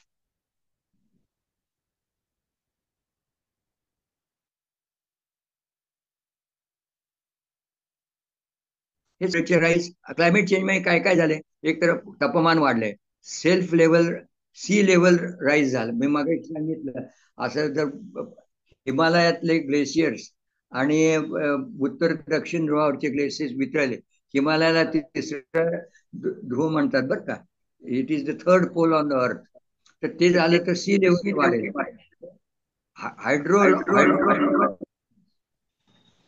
आता हे extreme water related health effects होतात.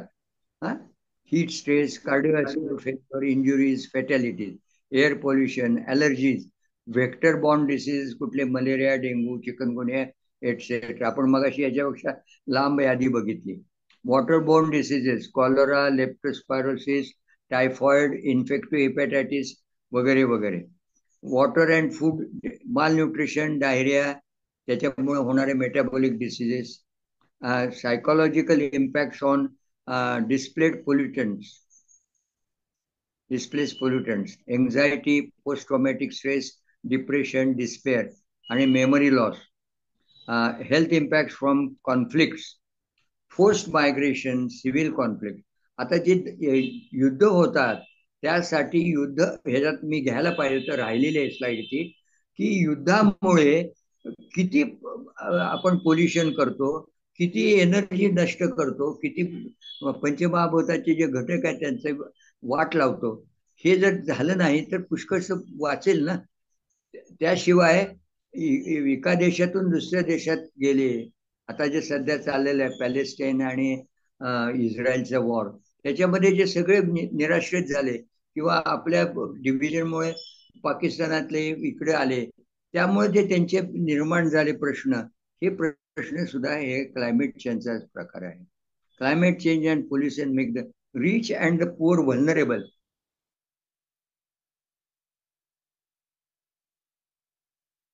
तुम्ही मी साधारणतः जरा रिच मध्ये व्हल्नरेबल आहोत, परंतु the poor are hit hardest. पण ते गरीब जे आहेत त्यांच्यावरती फारच दुष्परिणाम होतात. नेक्स्ट झालंय बरं का, आता संपलंच आहे स्लाइड. हे मगाशी सांगितलेलं पुन्हा एकदा सांगणार, वाचणार आहे आणि लक्षात ठेवा तुम्ही. देर is enough on the earth for everyone's need but not for everyone's need, हे गांधींनी सांगितले. आणि गांधींनी सांगितले हे 20व्या शतकात सांगितलं, एक 100 वर्षापूर्वी सांगितलं. परंतु आपल्या ऋषींनी, भारतातल्या ऋषींनी आता 3000 वर्षापूर्वी किंवा 2500 वर्षापूर्वी ईशावास्य उपनिषद जे लिहिलं, यजुर्वेद आहे माहिती आहे, दुसरा वेद आहे, त्याच्या शेवटी वेदांत म्हणतात, तिथं हे ईशावास्य उपनिषद आहे, फक्त 18 श्लोकाचं, आणि त्याच्यामध्ये सर्व वेदातला सार आहे असं म्हणतात. आणि त्याही पेक्षा म्हणजे त्यांनी पहिलंच हे आहे, त्याच्यामध्ये पहिला श्लोक जो आहे तो आणि गांधींनी सांगितल्यात काही फरक नाही. तो इतक्या आता जे सायंटिस्ट सांगतायत 1998 पासून की मास एक्सटिंक्शन येणार आहे, ग्लोबल क्लायमेट क्रायसिस होणार आहे वगैरे वगैरे, सगळं त्यांनी सांगायला जे सुरुवात केलेली आहे, तेच त्यावेळच्या ऋषींना कसं समजलं होतं माहित नाही. तर त्यांनी सांगितलं की ईशावास्यमिदं सर्वं यत्किंचित जगत्याम जगत. मी अगदी सुरुवातीला जे तुम्हाला सांगितलं ना, सर्व हे ईश, ह्या अणुरेणू कॉस्मिक एनर्जी यांचंच आहे, विश्व आहे, आणि त्याच्याशिवाय दुसरं काही नाही जगामध्ये, सर्व त्या ह्याचंच आहे. मग आता आपल्याला माहिती आहे, सायन्समुळे, इलेक्ट्रॉन मायक्रोस्कोपमुळे माहिती झालेलं आहे की हे सगळीकडे सगळ्या ह्याच्यामध्ये कोण आहे, अणू आहे, त्याचे इलेक्ट्रॉन्स आहेत वगैरे सगळं आहे. तर अणू, परमाणू, मॉलिक्युल्स हे सगळे सगळीकडे आहेत. आणि काय पुढं सांगतो तो, ईशावास्यमिदं सर्वं यत्किंचित जगत्याम जगत, काहीही नाही. तेन त्यक्तेन, जे आपल्या जे दिले आहे त्याचा त्याग करून, जे सर्व तुमच्या भोवती आहे त्याचा त्याग करून भुंजित आहात. मग तुझ्या वाट्याला जेवढं आलेलं आहे, तुझ्यासाठी जेवढं आहे तेवढंच तू खा, दुसऱ्याचं ओढून घेऊ नकोस. मी आज जर जास्त खाल्लं, धान्य खाल्लं, तर जनावराला कसं मिळणार, पक्ष्यांना कसं मिळणार. म्हणजे त्याचा आपण निसर्गामध्ये सगळ्यासाठी निर्माण केलेलं आहे त्याने. फ्लोरा आणि फॉना हा एकमेकावरती जगतात. पक्षी फळावरती जगतो किंवा फुलावरती जगतो आणि त्याचे सीड्स घेऊन दुसरीकडे पसरतो, म्हणजे ते त्या झाडाची सेवाच होते, त्याचं पुन्हा नवीन झाड तयार होतं. असं एकमेकावरती जे अवलंबून आहे ते सगळं नाहीसं होतं जर तुम्हाला ग्रीड असेल तर, but not for everyone's grid.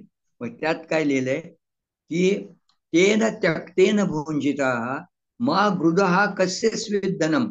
कोणाचे धन म्हणजे केवळ पैसे नव्हे, नोटा नव्हे, धन म्हणजे तुमच्याकडे गोधन असेल, तुमच्याकडे फळं असतील, धान्याचं धन असेल, कुठलेही धन माझ्याकडे असणाऱ्या जी हे आहे ते तुम्ही लुटू नका, तुम्ही दुसऱ्याचं लुटू नका कुणाचे. तुम्हाला जे आहे अवेलेबल तेवढंच तुम्ही घ्या आणि त्यात समाधानी राहा. तसं राहिलं तरच ह्या पृथ्वीवरती सजीवांचं शक्यता आहे राहण्याची. आणि 2030 मध्ये समुद्राची पातळी वाढणार आहे, त्यावेळेला टेम्परेचर 2 डिग्री सेंटीग्रेडच्या वर जाणार आहे. 2050 पर्यंत जंगल नाहीसं होईल आणि निम्मे वन्य प्राणी नाहीसे होतील. आणि ह्या शतकाच्या शेवटी आपण कसे जगणार आहोत, माणूस नावाचा प्राणी, भले तुमचं AI येऊ देत, AI झालं तरी अन्न पाहिजेच ना, इलेक्ट्रॉनिक्समुळे काय आपण जगणार नाहीये. तर ते राहण्याकरता आपल्याला जर वाचवायचं असेल, आपणच नाही, आम्ही तर आता जाणार आहोत, आम्हाला काय तर भीती नाहीये. तुम्ही तुमच्यापेक्षा तुमची मुलं, तुमची परतोंड यांचे फार हाल होणार आहेत जर आपण आपली लाईफस्टाईल नाही बदलली तर. म्हणजे पूर्वीच्या लोकांनी जे केलेलं आहे ते आपण आता सध्या भोगतोय क्लायमेट चेंज मध्ये. आपल्या याच्यामुळे पुढच्या पिढ्या होणाऱ्या त्यांना काहीच मिळणार नाही. तर हे 3 Ps मगाशी मी सांगितले, आपण स्लाइड वरती बघूया. Plundering, pollution and population increase, carbon footprint. जसं वजनाचं किलोग्राम आहे, सेकंद, मिनिट, तास आहे वेळेचं, तसं आपण जे CO2 निर्माण करतो किंवा ग्रीन हाऊसेस निर्माण करतो त्याचं एक युनिट ठरवलेलं आहे, कार्बन मध्ये ठरवलंय, आणि त्याला कार्बन फुटप्रिंट म्हणतात. म्हणजे माझी जी जीवनशैली आहे त्यासाठी असणारी कार्बन प्रिंट असते. मी किती वीज वापरतो, मी किती पाणी वापरतो, मी किती प्रदूषण करतो, मी काय करतो, हे सगळं माझं फुटप्रिंट मध्ये मोजता येतं. आणि आपल्या देशातल्या, गरीब देशातल्या, आपल्यापेक्षाही गरीब असणाऱ्या देशामधल्या असंख्य लोकांची कार्बन फुटप्रिंट ही श्रीमंत देशातल्या एका माणसाच्या, 2 माणसाच्या एवढी आहे. म्हणजे 2 माणसांची कार्बन फुटप्रिंट आणि गरीब देशातल्या 50-1 लोकांची फुटप्रिंट एकच असते. म्हणजे एवढं ते जास्त वापरतात आणि जास्त पोल्युशन करतात जे श्रीमंत देश आहेत ते. मी नावं घ्यायची जरूर नाहीये, तुम्हाला माहिती आहे. आणि आपण मूर्खासारखे त्यांचीच लाईफस्टाईल, त्यांचीच हे अनुकरण करण्याच्या मागे लागलेलो आहोत. हे नको, रिफ्यूज. मग हे करण्याकरता काय करायला पाहिजे? 7 Rs, हे आता तुम्ही लिहून घ्या. 3 Ps आणि 7 Rs, principles of eco friendly lifestyle. Reduce, घेतानाच कमी घ्यायचं, विकत घेताना शर्ट कमी घ्यायचे, किंवा मग घेतलेच तर ते रिफ्यूज, घ्यायचेच नाही. I refuse to buy it. आहे अवेलेबल म्हणून मी घ्यायचं, की जे आपल्याकडे आहे, माझ्या खिशात पैसे आहेत म्हणून घ्यायचं, हे नको. रिफ्यूज, घेतलं तर त्याचा वापर कमी करा, म्हणजे ते जास्त काळ तुम्हाला सेवा देईल. रिड्यूस, आहे त्याचा रियूज करा. कोऱ्या एका कागदावरती एका बाजूला तुम्ही लिहिलेलं असलं, टाईप केलेलं असलं तर तो रद्दीत टाकू नका, काम झालं. ते मागची बाजू वापरा. बसचं तिकीट तुम्ही घेतलं, त्याच्या मागे कोरं असतं, जाईल, पण त्याचं रूपांतर कशात होतं? कचऱ्यामध्ये. केव्हा होतं? तुम्ही उतरला की ते खिशातून काढून रस्त्यावर फेकून देतात. म्हणजे एकच वस्तू ती ज्ञान देणारी आहे, आपण लिहिलेलं वहीतलं, तीच वस्तू शेवटी रद्दी म्हणून जाते. रिफ्यूज, रिड्यूस, रिसायकल, जे वापरलंय त्याचा आता सध्या प्लास्टिक रिसायकल बद्दल माझ्यापेक्षा विशाल सोमकुल जास्त संदर्भासह जास्त खोलवर जाऊन सगळं सांगतील. त्यांच्याप्रमाणे तुम्ही पण घरोघरचं प्लास्टिक गोळा करून रिसायकलिंगला द्या. रिस्टोर, मग आपण जे घालवलेलं आहे वनश्री घालवली ती रिस्टोर करायला पाहिजे, पुन्हा झाडे लावली पाहिजे, आहेत ती वाचवली पाहिजेत.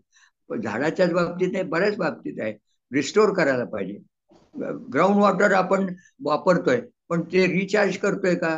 तर प्रत्येक बोरला एक रिचार्ज पीट पाहिजे, की पावसाळ्यामध्ये ते पाणी त्या पीट मधून खाली ग्राउंड वॉटरचा जो सोर्स आहे तिथपर्यंत जाईल. आपण सगळे ग्राउंड वॉटर वरचे लेअर संपवायला लागलेलं आहे. रिचार्ज, मग जे परत आपण रिचार्ज करू शकतो. आणि हे सगळं केल्यामुळे काय होईल, आपला निसर्ग हा रिज्युविनेट होईल, पुनर्जीवित होईल. अशा तऱ्हेने आपल्याला वागलं पाहिजे. नेक्स्ट, हे केवळ आजार काय होतात एवढ्या पुरतं मी ठेवलं नाही.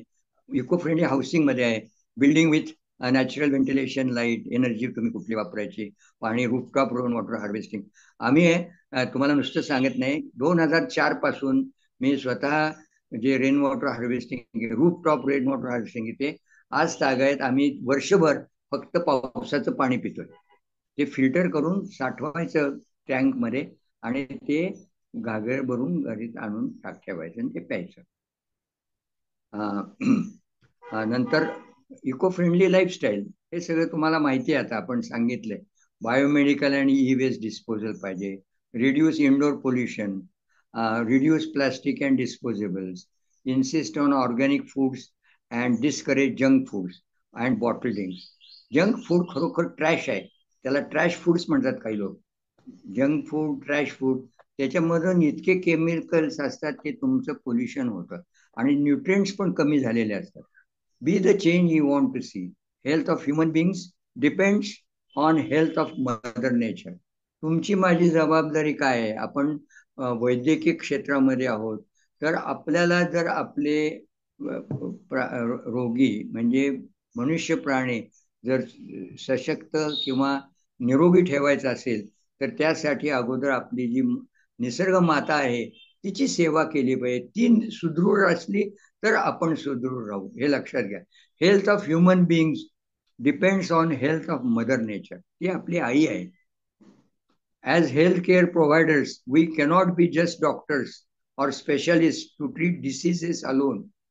Be fully aware of the grave consequences of environmental hazards to human health and make governments and public people aware and act accordingly to conserve nature. धन्यवाद. माझं संपलेलं आहे. आपण जे लोकली करू तेच ग्लोबली करू होत असतंय. तुम्हाला काय प्रश्न असले तर तुम्ही, आणि जर संयोग तुम्हाला वेळ देत असेल तर तुम्ही विचारू शकता. नसेल तर तुम्ही माझा ईमेल आय डी किंवा फोन नंबर देतील, त्याच्यावरती तुम्ही प्रश्न मला विचारू शकता. मी त्याचं उत्तर देण्याचा प्रयत्न करेन. धन्यवाद ऐकून घेतल्याबद्दल. खूप धन्यवाद डॉक्टर वोरा सर. मी डॉक्टर राजेश सरांना विनंती करतो की काही प्रश्न असतील तर विद्यार्थ्यांना विचारायला सांगा, म्हणजे कम्युनिकेशन आहे. मी संयोजकांचे म्हणजे विशाल संस्थेचे, आयुर्वेद कॉलेजचे आणि आता हजर असलेले आणि इतर डॉक्टर्स या सगळ्यांना मी सगळ्यांचे मी आभार मानतो. आणि हे हा विषय महत्वाचा जाणून आपण जे हे हा लेक्चर ठेवलं त्याच्याबद्दल धन्यवाद.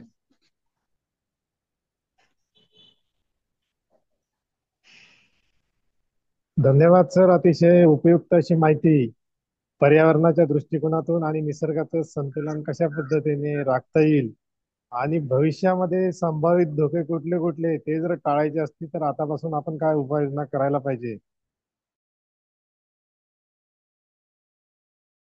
या संबंधित सफल मार्गदर्शन आणल्याबद्दल महाविद्यालयाच्या वतीने मनपूर्वक मी धन्यवाद व्यक्त करतो. Thank you sir. कुणाचे प्रश्न आले तुमच्याकडे तर विशाल थ्रू माझ्याकडे पाठवा, मी त्याचं उत्तर देण्याचं नक्की करेन. ओके. अच्छा, खूप खूप धन्यवाद. मी डॉक्टर वोरा सरांना विनंती करतो की प्रार्थनेने कार्यक्रमाची सांगता. आमची प्रथा आहे ती विशाल हो विशाल हो विशाल संकुलला प्रार्थना म्हणायला सांगूया. चालेल चालेल. विशाल म्हणा. मुलांनो हात जोडा रे.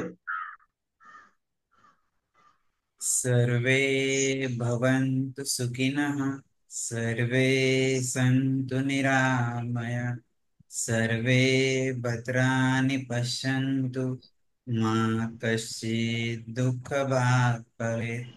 ओम शांति शांति शांती शांति. शांती. एकच सेकंद. मला प्रार्थनेवरून आठवलं, गाथा मगाशी जसं मी ईशावासी उपनिषदातला पहिला श्लोक म्हणालो, तसं गाथा सप्तशतीमध्ये म्हणजे साधारणतः 6व्या-7व्या शतकात असेल, त्यामध्ये एक श्लोक आहे. त्याच्यामध्ये सुद्धा हीच आपल्याला वॉर्निंग दिलेली आहे की, म्हणजे ती ह्याची वॉर्निंग आहे बरं का. मगाशी जे मी म्हटलं ना 6 मास एक्सटेन्शन, तर ती 6 मास एक्सटेन्शनची वॉर्निंग त्यांनी दिलेली आहे की, यावत तिष्ठती भूमंडलम, यावत तिष्ठती भूमंडलम समृगवन काननम.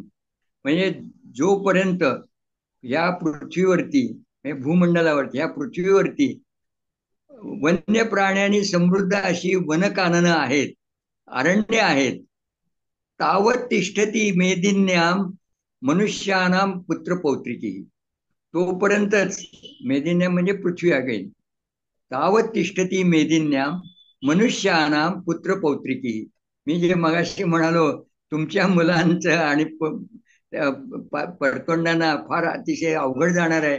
आपण जर आता संयम नाही ठेवला, पर्यावरण जर शुद्ध नाही ठेवलं आणि निसर्गाची सेवा नाही केली, तर त्यांचं अवघड आहे. निदान तेवढं करून तरी आपण राहूया. थँक्यू. चालेल सर. धन्यवाद सर. धन्यवाद.